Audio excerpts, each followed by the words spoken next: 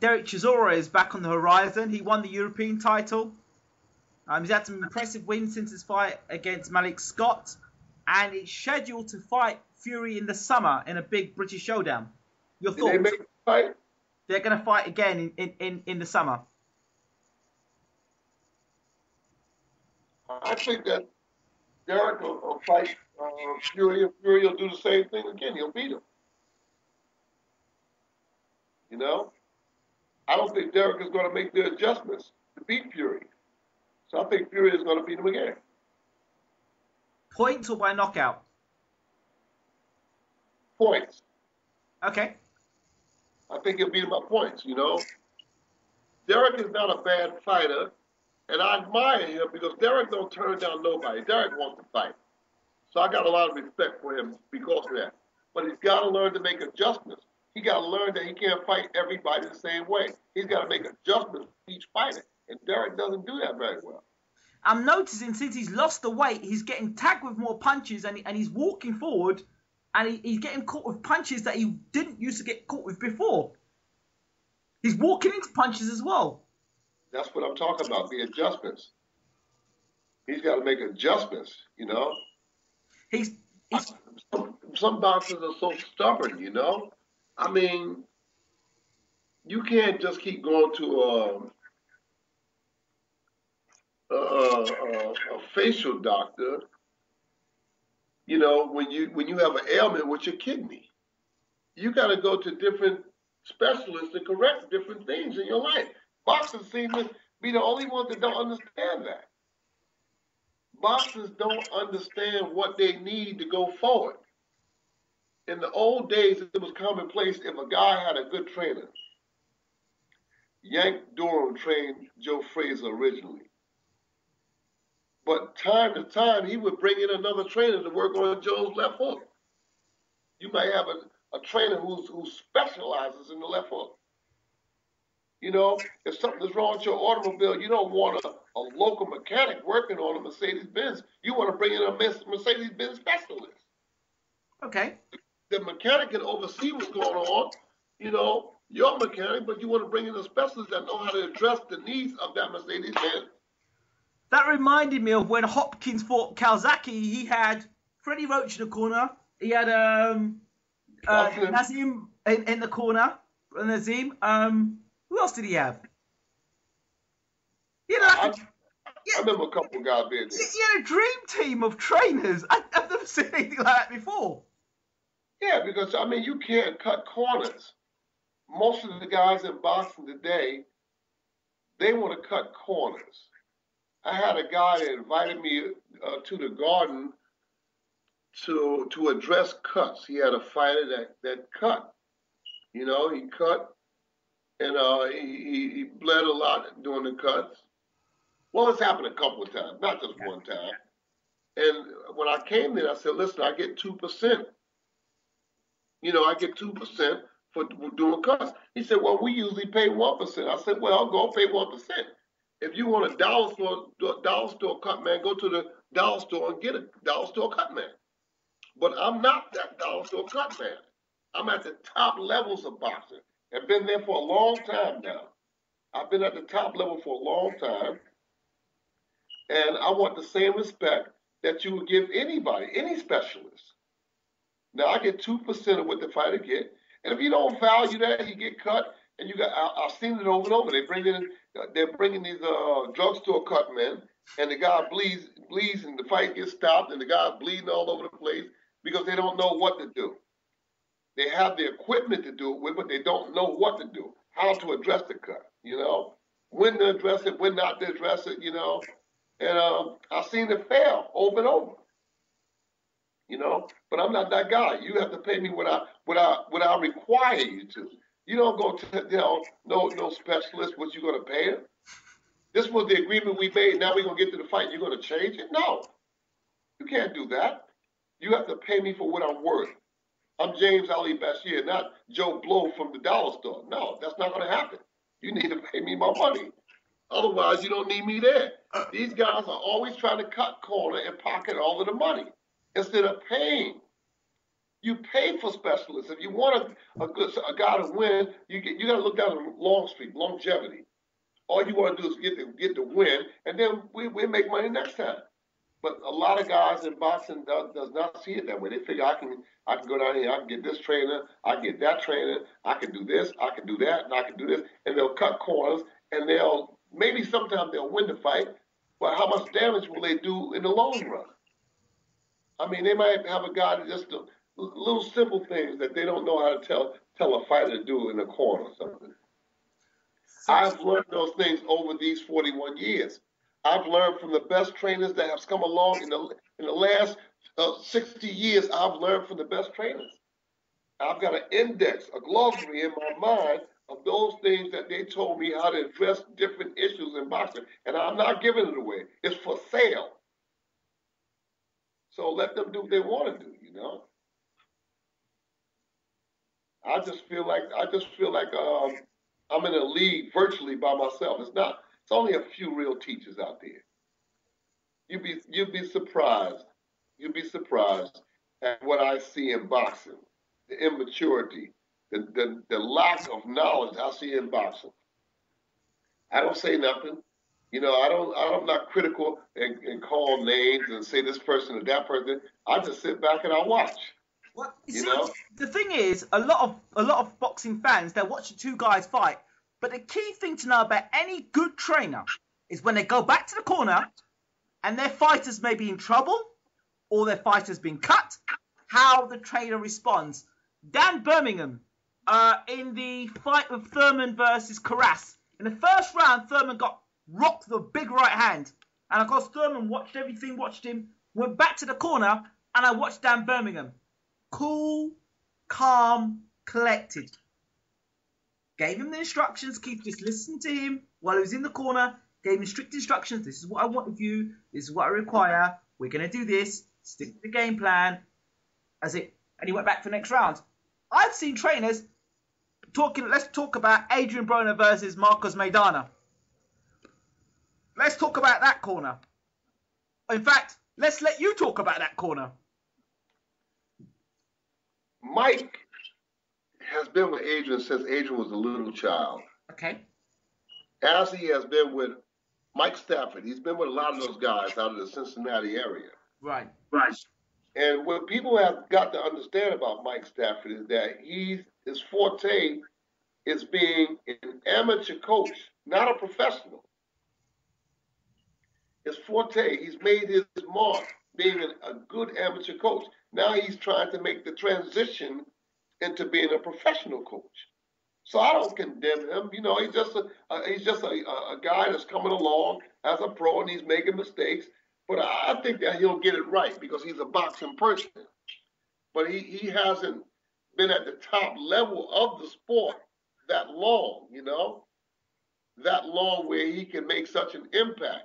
So that was his first big showing, and he made some mistakes. You know, he made some mistakes, and I think that he'll get it right going down the Law Street. But in that fight, he did make some mistakes. Well, Broner was at one point was shouting in the corner back at the train. I'm like, what's going on here? That's because Broner has been with Mike so long, and they got this relationship that allows that. But when I get a guy that does that to me, when the fight is over that night, I just go in there and I shake his hands and say, good luck to you, young man, with your career, and I walk away. You know what I'm saying? Good luck to you, young man, with your career, and I'll just walk away. Because if you know more than I know, then you don't need me. You know? If you're going to disrespect me and humiliate me like that on television, HBO, Showtime somewhere, you're going to humiliate me like that there, then what do you care about me? So, you know, you don't have that kind of reverence for me. I need to just shake your hand and say, good luck to you, young man. I won't be back. You won't be needing me. No, you're not going to disrespect me. You're not going to humiliate me. You're going to listen to me, or you're going to get the fuck away from me. But you're not going to be disrespectful to me because I'm not going to allow it. I don't let my own sons. I don't allow my own sons to disrespect me. So how in the hell am I going to let another man disrespect me? That's not going to happen. That's never going to happen with me. It's because it's easier for me to say, I don't need him. I don't need them. It's amazing. I went to the Ukraine, Kiev in the Ukraine, right in the middle of all of the strife that was going on over there, you know, protesting, this and that. And I went there with the Olympic gold medalist to train him for a second pro fight. And there was another young man there. It's hard for me to remember and pronounce his name, but good guys, two good guys that I spent 4 or 5 weeks with. And they spoke very, very little English. I mean, very little English. But somehow our eye contact and the emotions from our hearts, and we had an interpreter but that was there sometimes, and sometimes he wasn't. But nonetheless, we were able to get along. We were able to get the job done in the gym, and we did the job superbly in the fight. And when I left, the guy had tears. The guy had tears in his eyes, and he said to the interpreter, I don't want him to leave. So we formed a bond. In so many words, we formed a bond. But that bond was made based on respect and need. You understand? He needed me and I needed him to go forward in boxing. So here we are working together, Ukrainian and a guy that speaks English. And I'm telling the interpreter in the corner, listen, I need the guy to do this, that, and the other. And the guy taps me, the fighter taps me on the shoulder and says, I understand. So when he told me he understood, I was kind of embarrassed. I said, you understand? He said, I understand everything you just said. I said, okay, go ahead. So go ahead and do it. You understand? So that's the benefit of having people around you that respect you. Bronner is a high-strung kid. He'll mature, but he's like all young men, real hot and antsy and, tough and want to show how tough he is, But he'll calm down. You see how Floyd Mayweather changed? Look at Floyd Mayweather now. Look at him 10 years ago. No comparison. Okay, I thought that Maidana would have got a beating by Broner. Quite the opposite happened. Well, I thought that Broner would outpoint him. I knew that he would go the distance. I felt he would go the distance, but I felt that Broner would outpoint him gracefully. Move around the ring, use his jab, and just outpoint him, just outclass him. I just dismissed the fight. That's why I said you can never dismiss the fight, but I dismissed it in my mind and in my emotion. I said, my daughter's going to be right there. Brother's going to do what he wanted to do with it. But it didn't happen. It didn't happen. It didn't happen. In pro boxing, you could never tell what guy was going to come in the ring that night. You don't know who's going to come in the ring. I saw this fight here in Detroit Friday or Saturday night. Leonardo Tyner versus the kid Hernandez. Hernandez had a terrible record. You know which one fight I'm talking about? I've heard about the fight. The guy had a terrible record. The guy had one win, then he had a loss and a loss and a loss and a loss and a loss. I said, how'd they call this a title fight? But man, when those two young men got up in that ring and started fighting, by the third round, I was like, oh man, this is a fight. By the fifth round, I said, this is certainly a fight. By the sixth and seventh round, I said, man, it's just so much drama in the fight. I said, these guys are performing the way professional boxers are supposed to perform. And I had Hernandez going into the last round, I had him ahead. I said, Tyler needs a knockout to win this fight. And he got that knockout dramatically. Put together a beautiful combination, fight's over. I said, wow, what an ending for a great fight. So what I'm saying this to say that you can never dismiss the human spirit. You never know who's going to come in that ring that night, I mean, look at Mike Weaver. Mike Weaver came to the heavyweight championship with 13, 14 losses. He nearly upset Larry Holmes that night in the Garden. You understand? He nearly upset him, and then he came back to upset John Tate. So you can't dismiss a guy because of his record, because of his past performance, because you don't know once a guy step in the ring, he's a professional fighter. You never know what guy you're going to be facing. That's what happened with Broner. My daughter said, oh, you guys dismiss me? Let me show you something. And I don't know about that idea of him fighting him again. I don't know. I don't know about that because Braun is certainly going to be a better fighter the second time around. But in the same breath, Maidana's going to be a better fighter. he's going to be a better fighter around. So I don't know about that. I don't know about that. And I hate to see. The thing for me.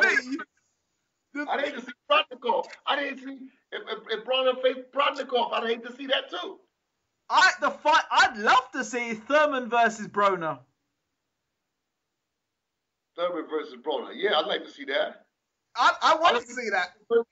I'd like to see Thurman versus Protnikov. Oh my God, what a fight that would be! What a fight that would be. But I heard that it's going to be Pacquiao versus Protnikov. I'd like to see the top guys versus Protnikov. Well, yeah, exactly. Any of the top guys fighting. I don't care who. And my daughter in Protnikov, man, you better bring the ambulance and everything for that. You need ambulance, breathalyzers, everything for that. I mean, let's think it this way. I mean, Protnikov fought Bradley, and Bradley was able to hurt him a few times. Now, if Keith Thurman lands on Protnikov, it could be a different fight altogether. Because Thurman can hit you with either hand. Protnikov ain't going. I don't care. You can hit him with a Volkswagen. He ain't going. He ain't going. You can take a tree and hit Protnikov. He ain't going. That's a fight. I'm telling you, that is a fight. I didn't think about it. That is a fight. Protnikov got a neck like a linebacker. He ain't going nowhere. You got to. And Thurman probably would beat him. He probably would outsmart him. But man, he better be in some kind of shape and he better be ready to fight because this guy is a fighter. He is in great shape. His mind is right, and he comes to fight. How about Protnikov versus Pacquiao? Tough ass fight. Tough ass fight. That's a tough fight. Pacquiao and Protnikov. That's a tough fight. You know, it's just a tough fight, man. I mean, these guys are thoroughbreds, you know, and I like that. Brandon Rios, Protnikov. Protnikov knocks out Brandon Rios. Please. Brandon Rios is tough, but he ain't smart. Brandon Rios is tough, but he's not smart. Okay, I've got to do this for UK fans. Kell Brook versus Protnikov. Good matchup. Kell Brook is not a bad fight. He's not as bad as people say that he is, you know. I like him. That's a good matchup. I think Kell Brook is smart enough to stay out of harm's way with Protnikov. But again, he got to be in good shape. Very good shape. Got to have his skates on and do some magnificent boxing, you know. But I like Kell Brook. I like him, you know. I like him. I definitely like Kell Brook, you know. What about Amir Khan versus Floyd Mayweather? I think Floyd outpoints him. Doesn't knock him out? No, I think he outpoints him. I think he outpoints Khan. But I think Khan is smart enough not to get knocked out by Floyd. Floyd's not a big puncher unless you running in. You jump in and throw something. He's a good counter puncher. He can knock you out. But I think that Khan is smart enough to go the distance with Floyd. What do you think of Sean Porter? Basic, tough. Basic and tough, you know. He's basic and tough, but he's not in Floyd's league.